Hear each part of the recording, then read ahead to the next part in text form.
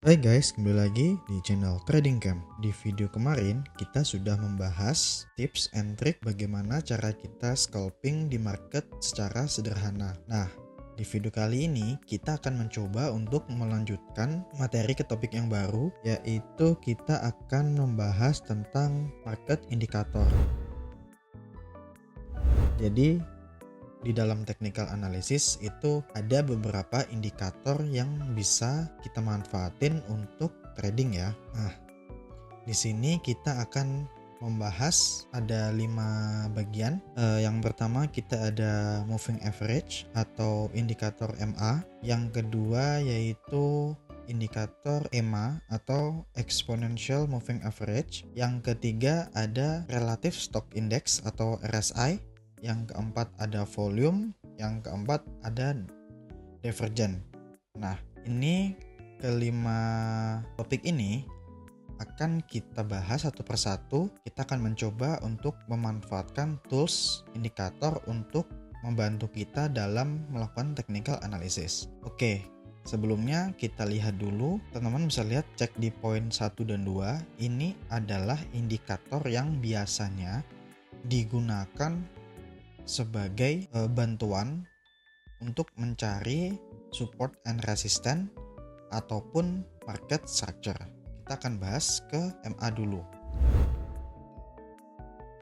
Nah, jadi moving average itu awalnya berasal dari perhitungan di tiap-tiap candle. Nah, untuk moving average ini teman-teman bisa klik di indikator yang ini. Lalu di sini tinggal ketik saja MA gitu ya. Nah, di sini sangat banyak. Teman-teman bisa untuk moving average yang sederhana, teman-teman bisa klik yang moving average simple yang ini. Nah, ini bisa teman-teman tambahkan. Lalu di sini ada, nah ini di sini akan muncul SMA. Nah, kita nyalakan dulu, lalu kita lihat. Nah, di sini teman-teman bisa lihat bagaimana tampilan dari simple moving average. Nah, di sini kan ada angka 9 ya di samping indikator SMA-nya. Nah, angka 9 ini adalah representasi dari 9 candle. Nah, jadi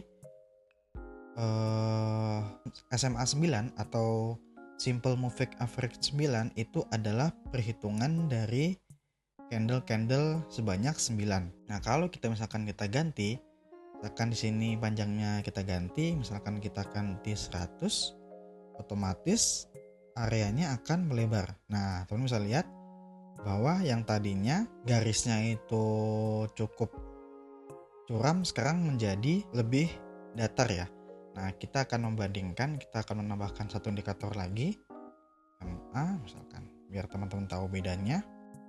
Nah, di sini kita coba ganti misalkan 50. Oke, nah lalu warnanya kita ganti juga biar kelihatan jelas. Kita ganti warna merah misalkan. Oke. Nah, di sini teman bisa lihat untuk MA50 posisi sekarang berada di bawah harga. Sedangkan MA100 posisinya ada di atas harga. Nah, jadi gimana sih penggunaannya atau apa sih fungsinya MA ini gitu.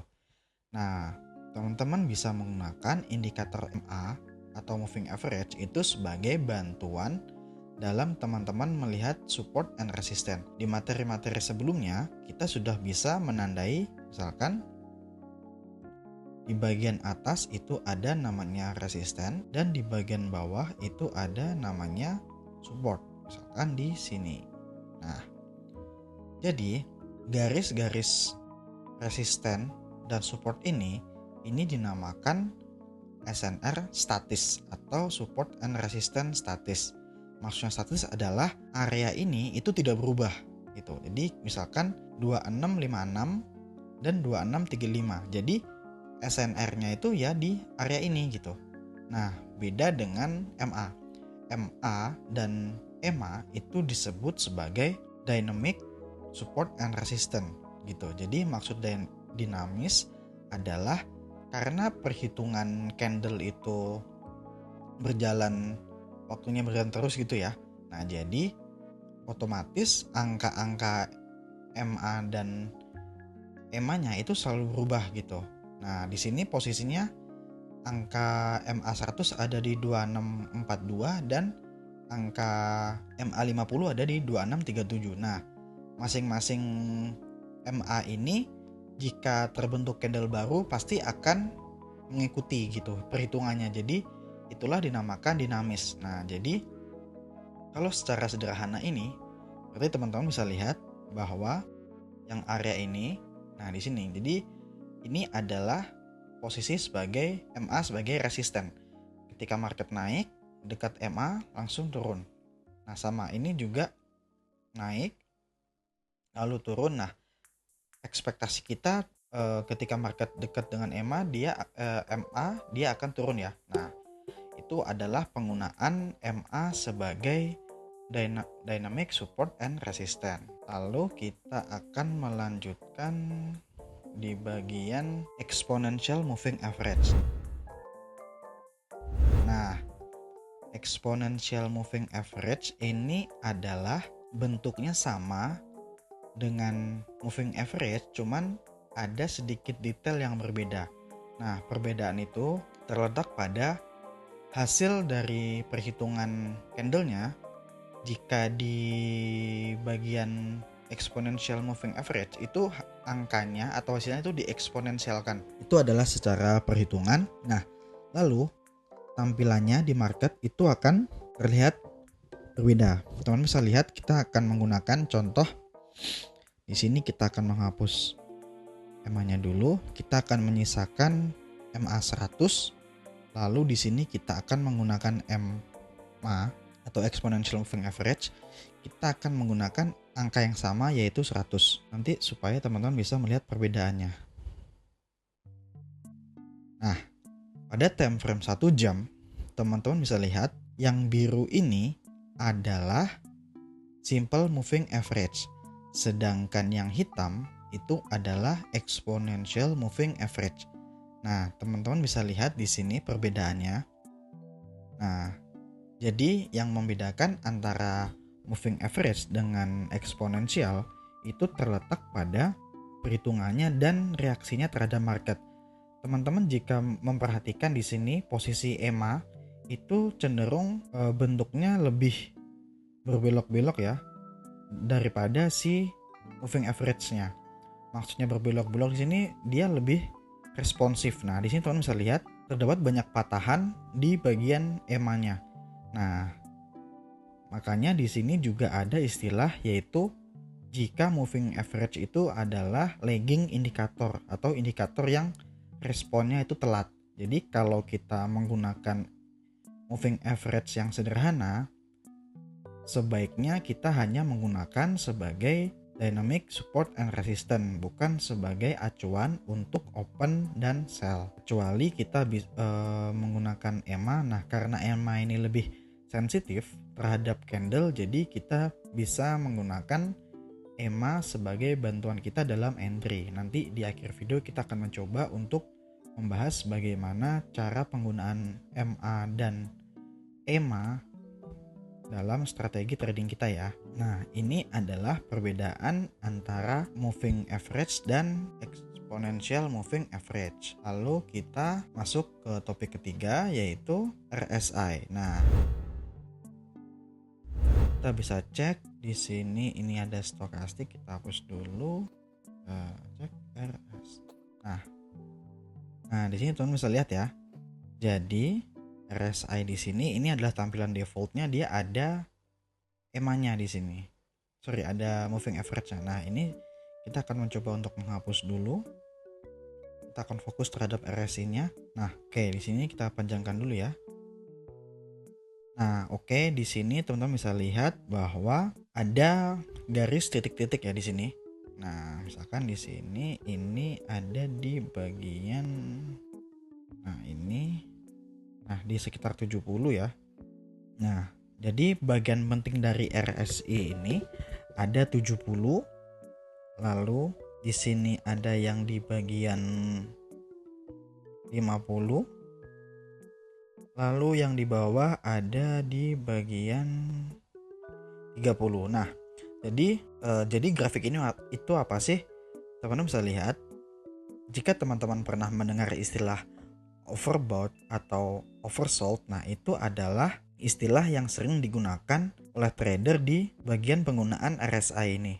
Nah, jika grafik RSI ini berada di atas 70 seperti yang ini, nah ini adalah posisi market mengalami overbought gitu. Maksudnya adalah buyer sudah terlalu lama atau terlalu banyak di market sehingga cepat atau lambat market akan mengalami penurunan. Nah, di sini teman-teman bisa lihat bahwa area overbought ini tidak lama lalu turun. Nah, ketika turun di sini teman-teman bisa lihat bahwa market juga turun. Nah, ini adalah gambaran sederhana dari RSI. Lalu sebaliknya, jika grafik RSI-nya di bawah 30 seperti yang di sini, ini adalah melambangkan kondisi oversold. Jadi terlalu banyak orang menjual atau terlalu banyak seller mengambil alih market. Jadi ibarat kata ketika harga sudah menuju oversold gitu, maka potensinya buyer akan mulai masuk kembali ke market. Nah, di sini grafiknya perlahan naik. Nah, di marketnya juga terpantau harganya perlahan naik juga. Nah, ini adalah gambaran atau korelasi antara RSI dengan candlestick atau pergerakan market ya. Nah, ini untuk RSI. Lalu di sini kita akan mencoba membahas volume. Nah, kalau volume teman-teman bisa tulis di sini volume. Nah, teman-teman bisa lihat di sini ya. Nah, ini adalah volume. Nah, jadi bar ini yang naik turun ini adalah gambaran dari volume yang ada di market. Bar merah ini, nah teman-teman bisa lihat, jika bar merah ini panjang, berarti tandanya di market itu lagi terjadi penurunan yang signifikan. Jadi semakin panjang bar merah, berarti tandanya sellernya semakin kuat. Nah, berarti semakin kecil bar merah, otomatis sellernya atau volume sellnya itu kecil. Lalu candle hijau itu adalah representasi buyer. Nah, di sini jika candle hijaunya atau bar hijaunya tinggi, maka representasinya adalah buyer mulai masuk ke market. Nah, ini adalah contoh penggunaan volume, dan kita akan menggunakan volume ini sebagai tanda ya, sebagai informasi. Jadi market itu posisinya sedang apa gitu. Misalkan entah buyer yang dominan atau seller dominan. Nah, itu semua selain kita menggunakan candlestick, kita juga bisa menggunakan bantuan dari indikator. Lalu yang terakhir adalah divergent. Nah, divergent ini simpelnya adalah perbedaan. Maksudnya perbedaan di sini adalah tadi kita sudah membahas ada RSI.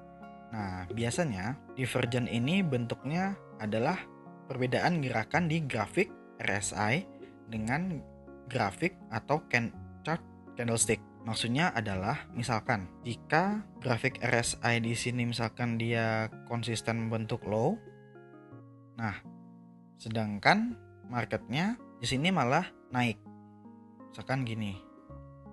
Nah, jadi perbedaan antara swing market yang terbentuk itulah yang disebut dengan divergent. Jadi di sini misalkan bullish divergent. Nah, bullish divergent adalah kondisi grafik market itu senantiasa turun.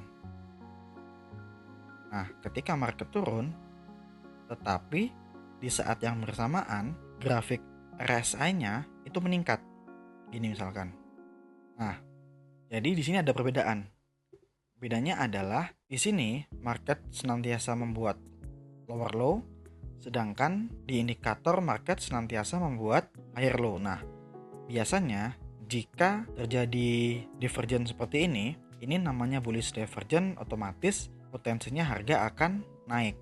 Gini. Nah, jadi bullish divergent ini bisa ditandai sebagai penurunan market segera usai dan market akan siap untuk reversal naik. Nah, lawan dari bullish divergent yaitu bearish divergent. Bentuknya atau ilustrasinya adalah ketika market senantiasa membuat kenaikan di sini.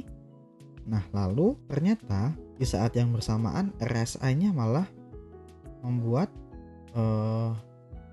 lower high misalkan ini.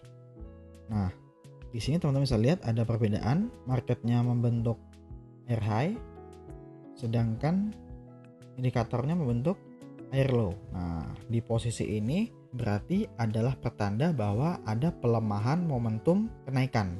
Jadi potensinya market akan turun. Nah, gitu. Ini adalah bahasan untuk divergen. Contohnya kita akan mencoba menerapkan menggunakan RSI ya. Kita akan mencoba mencari contoh dari divergen. Nah, ini adalah contoh dari penggunaan divergen.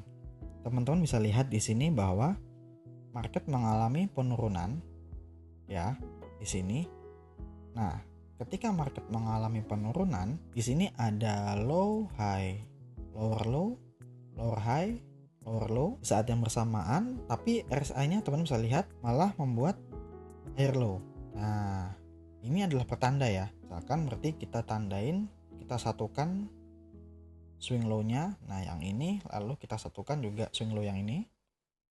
Nah, lalu setelah kita mendeteksi adanya bullish divergence, apakah yang terjadi di market? Nah, di sini market terlihat naik. Nah, jelas ya. Jadi ini adalah penggunaan dari bullish divergence. Nah, kita akan mencoba cari contoh lain biar semakin paham. Kita bisa cari contoh.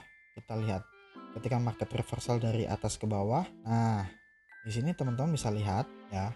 Di sini marketnya untuk RSI-nya itu membuat penurunan. Nah, sedangkan posisi marketnya justru malah naik gitu. Nah, jadi kenaikan market yang ini dan adanya perbedaan RSI yang ini adalah indikasi bahwa terjadi bearish divergence di market gitu. Dan betul saja setelah kita lihat ini harganya itu langsung drop ya di sini. Nah, jadi divergence ini bisa kita gunakan sebagai pendeteksi bahwa momentum seller atau momentum buyer itu seperti apa di market. Sebelum kita melanjutkan ke contoh-contoh buat teman-teman yang ingin belajar trading forex ataupun kripto, kita sudah menyediakan ebook dan teman-teman bisa mendownloadnya secara gratis di kolom deskripsi.